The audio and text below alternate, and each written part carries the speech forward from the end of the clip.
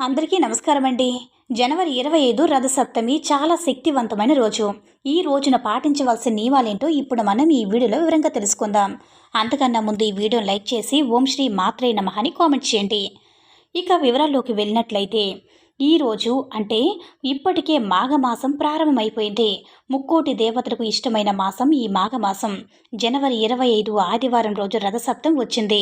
రథసప్తమి రోజు చేసే పూజల వల్ల అలాగే కొన్ని శక్తివంతమైన పరిహారాల వల్ల కోటి రెట్ల పుణ్య ఫలితాన్ని పొందవచ్చు. సూర్య భగవానుడు పుట్టినరోజునే రథసప్తమి పండుగగా జరుపుకుంటారు. సకల జగత్తుకు వెలుగునిచ్చే సూర్యుడు రథాన్ని ఎక్కి తన దిశ నిర్దేశాన్ని మార్చుకునే రోజే రథసప్తమి. ఇలాంటి శక్తివంతమైన రథసప్తమి రోజు మనం కొన్ని నియమాలు పాటిస్తే డబ్బు పరంగా ఇంటి పరంగా బాగా కలిసి వస్తుంది. కుటుంబ కష్టాలన్నీ వెంటనే తొలగిపోతాయి. రథసప్తమి రోజు పూజా విధానం పాటించవలసిన పరిహారాల గురించి ఇప్పుడు తెలుసుకుందాం. అత్యంత పవిత్రమైన పండుగల్లో రథసప్తమైన పండుగ ఒకటి. ఇంత పవిత్రమైన రథసప్తమి రోజున ప్రతి ఒక్కరూ ఉదయాన్నే నిద్ర లేవాలి. ఈ రోజున పొరపాటును కూడా ఆలస్యంగా నిద్ర లేవకూడదు. ఈ రథసప్తమి పండుగ రోజు ప్రతి ఒక్కరూ ఇంటి ముందు రథ ముగ్గు వేసుకోవాలి. అలాగే ఖచ్చితంగా ప్రతి ఒక్కరూ తలస్నానం చేయాలి. ఈ రోజున తలస్నానం చేస్తే మీ జాతకంలో ఉన్న దరిద్రాలన్నీ తొలగిపోయి మీకు అష్టైశ్వర్యాలు చేకూరుతాయి. ముఖ్యంగా ఈ రోజున తలస్నానం చేసేటప్పుడు నీటిలో జిల్లేడు ఆకులు వేసుకుని తలస్నానం చేయాలి. అలాగే జిల్లేడు ఆకులు అందుబాటులో లేకపోతే నీటిలో చిక్కుడు ఆకులు వేసుకునైనా సరే తలస్నానం చేయాలి. రథసప్తమి రోజున స్నానం చేసేటప్పుడు 7 జిల్లేడు ఆకులు కానీ 7 చిక్కుడు ఆకులు కానీ తీసుకొని వాటిని మీ తలపై భుజాలపై పెట్టుకుని స్నానం చేయాలి. జిల్లేడు ఆకులు సూర్యుడికి ప్రతీకగా భావిస్తారు. రథసప్తమి రోజున ఎవరైతే ఇలా చేస్తారో అలాంటి వారికి ఊహించలేనంత ఐశ్వర్యం కలుగుతుంది. దీంతో మీకు పట్టిందల్లా బంగారం అవుతుంది. ఆరోగ్యపరంగా చూసుకుంటే జిల్లేడు ఆకులు మన శరీరానికి తగిలితే జిల్లేడు ఆకులో ఉండే ఔషధ గుణాలు మన శరీరంలోకి ప్రవేశిస్తాయి. దీనివల్ల మంచి ఆరోగ్యం లభిస్తుంది. మీకున్న అనారోగ్య సమస్యలన్నీ వెంటనే తొలగిపోతాయి. రథసప్తమి రోజున తలస్నానం చేసిన తర్వాత నీటిలో ఒక ఎర్రటి గులాబీ పువ్వు వేసి సూర్య భగవానుడికి ఆజ్యాన్ని సమర్పించాలి. ఓం సూర్యాయ నమః అనే మంత్రాన్ని చదువుతూ సూర్యుడికి ఆజ్యాన్ని సమర్పించాలి. ఈ మంత్రాన్ని చదువుతూ సూర్యుడికి ఆజ్యం సమర్పిస్తే మీ జన్మలో ధన్యమైనట్టే పండితులు చెప్తున్నారు. అయితే మీ జీవితంలో ఉన్న కష్టాలన్నీ ఖచ్చితంగా తొలగిపోతాయి. సూర్య భగవాను ఆశీర్వాదంతో మీకు మంచి రోజులు కూడా ప్రారంభమవుతాయి. ఈ రోజున చేసే పూజల వల్ల రెట్టింపు ఫలితాన్ని పొందవచ్చు. కాబట్టి ఈ రోజున పూజ గదిలో ఆవు నెయ్యితో ఒక దీపాన్ని వెలిగించండి. సప్తమి రోజు ఆవు నెయ్యితో దీపారాధన చేస్తే మీ ఇంటికి అఖండ రాజయోగం వరిస్తుంది. ముఖ్యంగా ఈ సప్తమి పండుగ రోజు ఖచ్చితంగా ఇంట్లో పాలు పొంగించాలి. పాలు పొంగించి పాయసాన్ని తయారు చేసి దేవుడికి నైవేద్యంగా సమర్పించాలి. ముందుగా స్టవ్ శుభ్రం చేసుకుని పసుపు రాసి కుంకుమ బొట్లు పెట్టి పాలు పొంగించండి. ఆ పాలలో కొత్త బియ్యం, బెల్లం, కొంచెం నెయ్యి, యాలకులు వేసి పరమాన్నాన్ని తయారు చేయాలి.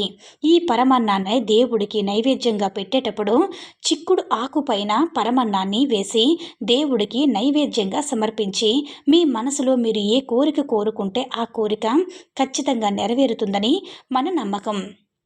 అలాగే ఆయుర్వేద గ్రంథాల ప్రకారం చిక్కుడు ఆకు మీద వేడి పరమన్నాన్ని నివేదిస్తే ఆకులో ఉన్న ఔషధ గుణాలు పరమన్నంలోకి చేరుతాయి.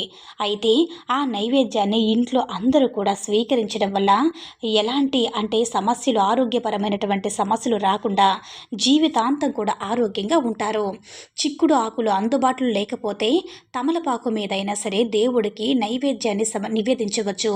అయితే ఈ రోజున ఇంట్లో పూజ చేసేటప్పుడు ఈ ఎరుపు రంగు పూలతో దేవుణ్ణి పూజించండి. అయితే సూర్యుడు జన్మించిన రథసప్తమి రోజున ఓం ఆదిత్యాయ నమః, ఓం ఆదిత్యాయ నమః, ఓం ఆదిత్యాయ నమః అనే మంత్రాన్ని 108 సార్లు జపించండి. మీ జాతకంలో ఉన్నటువంటి దోషాలు తొలగిపోయి మీ జాతకంలో అదృష్టాన్ని కలిగిస్తుంది. మీ ఇంట్లో తులసి మొక్క ఉంటే తులసి చెట్టు ముందు ఒక రథం ముగ్గు వేసి ఒక దీపాన్ని వెలిగిస్తే ముక్కోటి దేవతల ఆశీర్వాదంతో డబ్బు పరంగా మీ ఇంటికి బాగా కలిసి వస్తుంది. లక్ష్మీ కటాక్షం ఇంటిపై ఎల్లవేళ కూడా ఉంటుంది. అయితే ఈ రోజున పొరపాటును కూడా కొన్ని పనులు అస్సలు చేయకూడదు. అయితే రథసప్తమి రోజున ఉప్పు అస్సలు తినకూడదు. ఈరోజు ఉప్పు తింటే జాతక దోషాలు ఏర్పడతాయని నమ్మకం. అలాగే ఈరోజు ఎవ్వరిపైనా కూడా కోపాన్ని చూపించకూడదు. ఈ రోజున వివాదాలకు దూరంగా ఉండాలి. భార్యాభర్తల గొడవలు అస్సలు పడకూడదు. ఇది పేదరికానికి దారితీస్తుంది. మద్యం మాంసాహారానికి కూడా దూరంగా ఉండాలి. మధ్యాహ్న సమయంలో నిద్రపోకూడదు.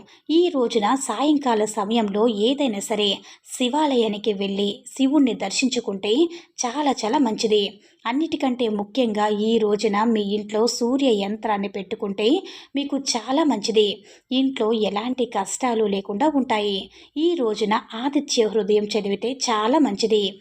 అయితే ఎవరైతే ఈ రోజున ఆదిత్య హృదయం పఠిస్తారో అలాంటి కుటుంబానికి తరతరాలకు తరగనటువంటి ఐశ్వర్యం అనేది లభిస్తుంది. అంతేకాకుండా సూర్య భగవాన్ని ఆశీర్వాదం కూడా మీకు తప్పకుండా లభిస్తుంది.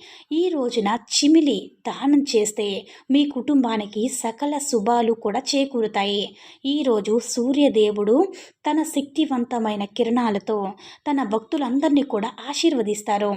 మన జాతకంలో సూర్య భగవానుడికి ఆశీర్వాదం ఉంటే మన జాతకంలో సూర్యభగవానుడు ఆశీర్వాదం ఉంటే జీవితంలో గొప్ప స్థాయికి ఎదుగుతారు. సూర్యుడు బలహీనంగా ఉంటే అనేక నష్టాలు జరుగుతాయి. కాబట్టి ఈ రథసప్తమి పండుగ రోజు సూర్యుడికి నీటిని సమర్పించడం, సూర్య మంత్రాలు చదవడం వల్ల మీ యొక్క జాతకంలో ఉన్నటువంటి సుఖ సంతోషాలన్నీ కూడా వెల్లివిరుస్తాయి. ఈ వీడియో కనుక మీకు నచ్చినట్లయితే లైక్ చేసి షేర్ చేయండి. అలాగే మరిన్ని వీడియోస్ కోసం ఇలాంటి మరిన్ని వీడియోస్ కోసం మన ఛానల్ని సబ్స్క్రైబ్ చేసుకుని మాకు మరింతగా సపోర్ట్ చేయండి. ధన్యవాదములు.